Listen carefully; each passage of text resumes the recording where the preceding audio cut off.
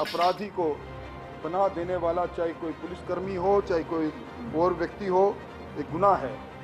और इस प्रकार का गठजोड़ यदा कदा सामने आता है, ये सामान्यतः नहीं, पर जब कभी भी सामने आया, प्रसन्नता इस बात की उस गठजोड़ को न केवल तोड़ा गया, बल्कि चाहे कितने उच्च पदों पर बैठे उन्हें जेल में डालने का काम भी वसुंधरा जी की सरकार ने किया। राजस्थान का दुर्भाग्य है कि राजस्थान के अंदर लगातार क्राइम का ग्राफ बढ़ रहा है। पहले गृह मंत्री जी को पावर नहीं दिए गए, गृह मंत्री बना दिया गया, उसके बाद आज तक गृह मंत्री जी के पास कोई पावर नहीं है, कांस्टेबल ट्रांसफर कर दिए, सारे पावर मुख्यमंत्री जी के पास है। और राजस्थान में लगातार हार्डकोर अपराधी जेलों से भाग रहे हैं, हार्डकोर अपराधी लगातार अपराध कर रहे हैं। दुर्भाग्य है कि बीकानेर जेल के अंदर जिस तरह से गैंगवार हुआ, गोलियां चली, आज तक उसकी जांच नहीं की, कोई रिजल्ट सामने नहीं आया। क्राइम का ग्राफ जिस तेजी से बढ़ा है, निश्चित रूप से राजस्थान की सरकार जो है वो अपना इकबाल खो चुकी है। देखिए, निश्चित रूप से जिस प्रकार की घटना हुई है, ये लोकतंत्र के लिए काफ़ी चिंताजनक है। और यदि रक्षक जो भी है, यदि उनके भी इस प्रकार के कृत्य सामने आते हैं, तो मैं समझता हूँ इसको गंभीरता से लेना चाहिए और इसको सरकार गंभीरता से लेगी। जो भी समुचित कार्रवाई करनी पड़ेगी, निश्चित रूप से सरकार करेगी।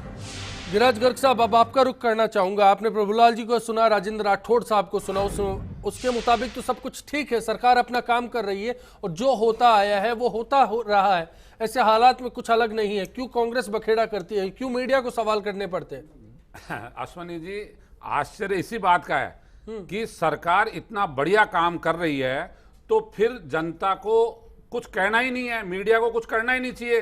अगर सरकार और कानून व्यवस्था कंट्रोल में है, खुद सरकार के मंत्री करें कि इस तरह का गठजोड़ दुर्भाग्यपूर्ण है, तो जिम्मेवारी किसकी है? पंकज जी जिम्मेदारी किसकी? मैं कह रहा हूं, देखिए ये जो गठजोड़ हुआ, ये गठजोड़ कहां से पैदा हुआ, क्या क्या चीजें आई? आज आप देखिए, ये तो कह रहा हूं, चलो आपने पुलिस का गठजोड़ की बात की, देश का जो है आप देखिए,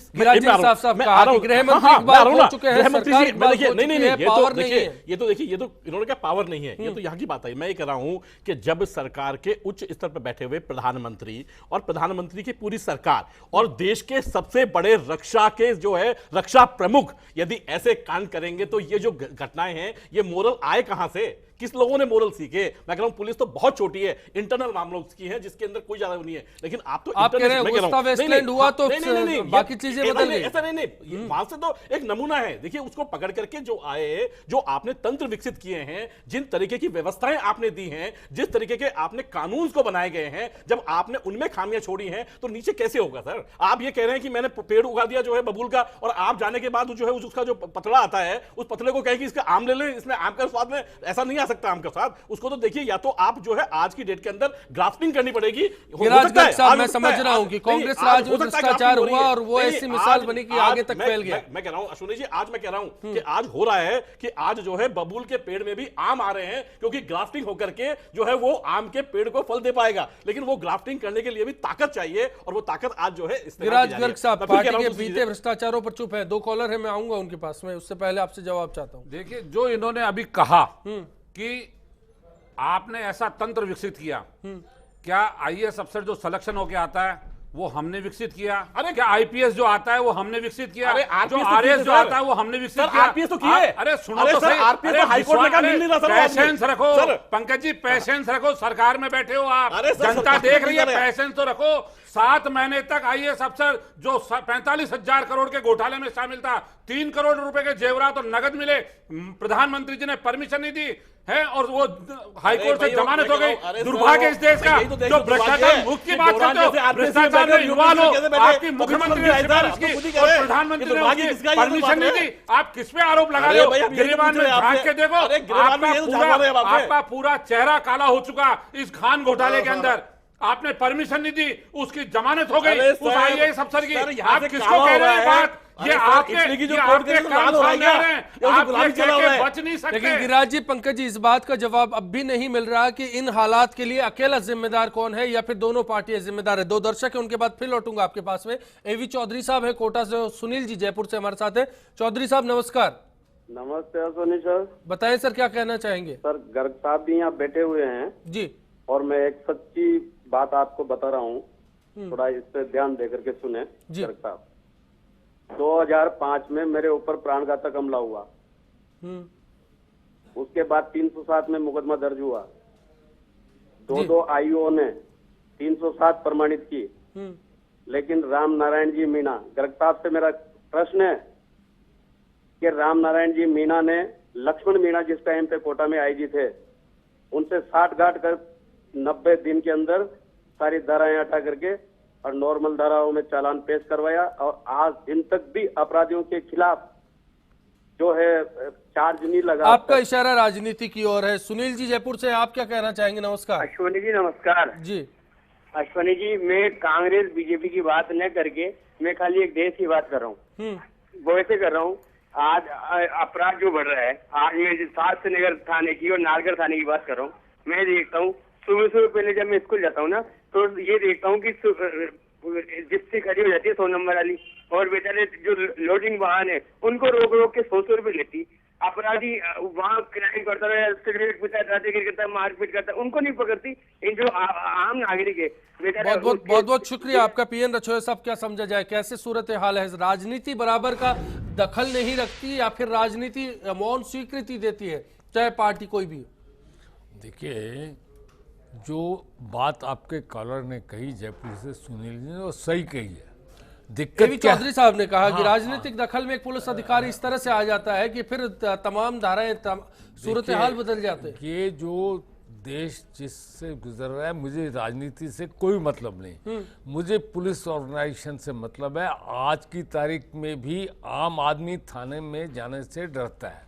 नंबर एक, ये जो सिस्टम राजस्थान में लागू हो गया है कि आईपीएस ऑफिसर्स का कंट्रोल थानों पे नहीं रहा। आम आदमी डरता क्यों है रछोया साहब? आप पुलिस अधिकारी, इस बात ये का जवाब इसलिए डरता है कि हमारा जो पुलिस सिस्टम है, ये नागरिक को जो है एक स्वतंत्रता देने या उसको सुरक्षा देने में इनकेपेबल हो गया है। और किस कारण से हुआ है? ये क्या कारण उसमें से अपराधी हुआ और है। राजनीति दोनों बराबर का दखल रखते हैं? बिल्कुल। जो अधिकारी हैं, टॉप के अधिकारी हैं, उनकी पोस्टिंग भी राजनीतिक नेता करते हैं, और राजनीतिक नेता खुद करना जो है भ्रष्ट हो चुके हैं। मैं दोनों नेताओं के पास आऊंगा, उससे पहले मैं जीएल शर्मा जी का भी रुख करना चाहूंगा। इंद्र जी और खालिद कुरैशी साहब बीकानेर से जुड़े हैं, उनसे भी बात करते हैं। ओझा साहब नमस्कार। नमस्कार अश्वनी जी। बताएं। फारिक साहब, मैं गर्ग साहब से 2 बातें कहना चाहता हूँ। हाँ जी। पहले तो मैं गर्ग साहब को कहता हूँ कि आपकी हौसले की मैं दाद देता हूँ गर्ग साहब की। आप अभी घोटाले की आप बात कर रहे थे, कांग्रेस ने जो यूपीए सरकार ने आपके मेरे साथ देश में रिकॉर्ड तोड़ा हुआ घोटालों का। इससे बड़ा घोटाला देश में हुआ क्या? कौन घोटाला कौन लेकर आऊँ आपके घोटाले कांग्रेस में जो हुए थे? और दूसरी बात, आपके जो व्यवस्था सुधारने की, कानून व्यवस्था की, तो गर्ग साहब थोड़ा गिरेबान में झांको। और इतनी लंबी सरकार आपकी चली, सारी व्यवस्थाएं बिगाड़ी हुई आपकी है इस देश के अंदर और राजस्थान के अंदर। ये धीरे धीरे ठीक होगी, भाजपा लगी हुई है। ओझा साहब बहुत बहुत शुक्रिया आपका। ओझा साहब बहुत बहुत शुक्रिया आपका। खालिद साहब, आपकी क्या राय है? नमस्कार। नमस्कार। भाई, एक दूसरे के जो मतलब कमी काटते हैं, वो कमी काटने के बजाय जो भी पार्टी नेता है, कांग्रेस को या बीजेपी को, पुलिस प्रशासन को सुझाव भेजें तो किस तरह प्रदेश की। बिल्कुल, मैं सुझावों पर आगे बात करूंगा। खालिद साहब बहुत बहुत शुक्रिया आपका भी। लेकिन जीएल शर्मा जी, उससे पहले एक बात जानना चाहता हूं। आम आदमी थाने में जाने से डरता है, सब जानते हैं, लेकिन क्यों डरता है? इस बात को लेकर साफ तौर पर आता है कि कहीं ना कहीं अपराधी वाला जो फैक्टर है वो पुलिस के साथ अगर जुड़ जाए तो फिर आम आदमी का डरना लाजमी है। बिल्कुल ठीक है, और इस दिशा में प्रयास भी हुए हैं। देखिए, हमारी पुलिस को कम्युनिटी पुलिसिंग और pupils policing, friends of the प्यूपिल, और सीएलजी के माध्यम से और कई रिफॉर्म्स के माध्यम से, पीस कमेटी वगैरह के माध्यम से ये प्रयास आगे हुए। लेकिन मैं ध्यान आकर्षित करना चाहता हूं आपके मन से कि 22 सितंबर 2006 का दिन बहुत ही एक हिस्टोरिकल डे है, जिस पर माननीय सर्वोच्च न्यायालय ने एक जजमेंट दिया प्रकाश सिंह वर्सेस भारत संघ के मामले, और उन्होंने कहा कि there is a key need of the police reform today, this is the need of the hour. और वो अप्रैल 2013 में फिर दोबारा माननीय सुप्रीम कोर्ट ने डायरेक्शंस दिए हैं, और बड़े दुर्भाग्य का विषय है कि वो लागू इंप्लीमेंट नहीं हो पाया है। देखिए, पुलिस जो है, लॉ एंड ऑर्डर जो है, वो राज्य का विषय है। संविधान की 7वीं अनुसूची में राज्य का विषय है, राज्य के मामले में है। जो प्रकाश सिंह जी, जिनके बेटे हमारे यहाँ भी सीनियर पुलिस ऑफिसर हैं, पंकज सिंह जी, और उनका बड़ा लंबा अनुभव रहा है, सेंट्रल में वो रहे हैं, और उनके नाम से कमेटी भी गठित हुई, और इस मामले में सुप्रीम कोर्ट ने बहुत अच्छा डिसीजन दिया, और 3-4 बातें उन्होंने कही, मैं प्रकाश डालना चाहता हूं। उन्होंने कहा कि फंक्शनल ऑटोनॉमी मिलनी चाहिए पुलिस को। Functional autonomy means there is a separate policy of the transfer and posting and so on.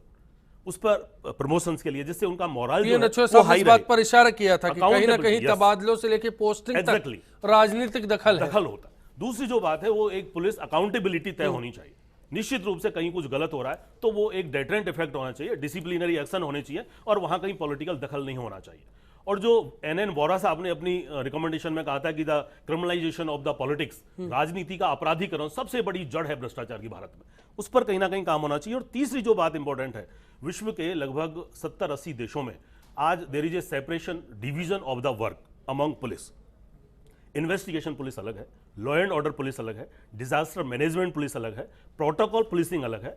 वहां सेपरेशन है पावर का, डिवीजन है, वर्क का डिवीजन है, वहां वो इफेक्टिवली और बड़ी इफिशिएंटली वहां अच्छे से काम कर सकते हैं। लेकिन यहां सारा काम एक के पास है। अगर कोई इमरजेंसी है तो कहा जाता है कि किसी मंत्री, किसी और नेता या किसी वीवीआईपी के प्रोटोकॉल में पुलिस गई हुई है, तो there is a lack of coordination. तो वहां अगर सेपरेशन है इन्वेस्टिगेशन के लिए, ये बेहतर सुझाव है, ये बेहतर सुझाव है। और ये क्या सर्वोच्च आज के न्यायालय ने हालात दिया में बात की जा सकती है इन पर? मैं बिल्कुल आऊंगा। दिनेश जी सीकर से, नमस्कार दिनेश जी। सूर्य जी नमस्कार। बताएं सर। सूर्य जी, पंकज जी जोशी से सीधा सवाल है और मैं वस्तु स्थिति रखना चाहूंगा। हाँ जी। हमारे यहाँ सीकर में 2-3 रोज पहले गृह मंत्री कटारिया जी आए थे और उन्होंने पुलिस महकमे की मीटिंग ली थी। सीकर और झुंझुनू दोनों जिले के अधिकारी यहाँ इकट्ठा हुए थे। उस मीटिंग में यहाँ के स्थानीय विधायक रतन जी जलदारी और भारतीय जनता पार्टी के जिलाध्यक्ष है खर्रा जी, उन्होंने कटारिया जी के सामने अपना दुखड़ा रोया कि पुलिस हमारी नहीं सुनती है।